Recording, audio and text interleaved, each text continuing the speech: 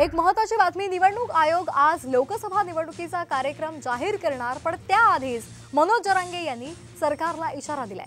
सगळे सोयऱ्याची अंमलबजावणी न करता निवडणूक कार्यक्रम जाहीर करू नका असं जरांगे पाटील म्हणाले। सरकारला आधी सावध करणार नाही, आचारसंहिता लागू झाल्यानंतर आमची भूमिका मांडणार असंही जरांगे पाटील म्हणाले। मराठा समाजाची लाट सरकारला परवडणार नाही असा इशाराही जरांगे पाटलांनी दिलेला आहे।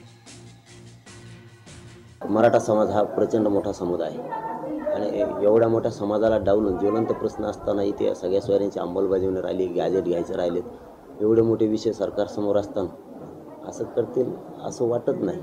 काही निर्णय उद्यातून पुढे ढकलण्याचा करतील अशी आशा आहे। नसता मग जे विषय राहिले ते आचारसंहिता लागायच्या आत मुख्यमंत्री आणि उपमुख्यमंत्री साहेब निर्णय प्रक्रिया त्याची पूर्ण करतील अशी आशा आहे। कारण नसता पुढचा निर्णय आम्हाला पण घ्यावा लागणार आहे। जर हा समाजाची नाराजीची लाट जर मुख्यमंत्र्यांना आणि उपमुख्यमंत्र्यांना अंगावर घ्यायची नसेल तर त्यांना सगळ्या सोयऱ्यांची अंमलबजावणी करून गॅजेटचं जे 5-6 विषय राहिले ते घ्यावं लागणार आहे। त्यांना असं अन्यायकारक निर्णय लादून चालणार नाही समाजावर। कारण आज करोडोनं समाज हा रस्त्यावर आहे। आज 7 महिने झाले आणि त्यांची चेष्टा केल्यासारखं सरकार करणार नाही। नसता समाजाला नाविलाजानं निर्णय बदलावा लागणार आहे।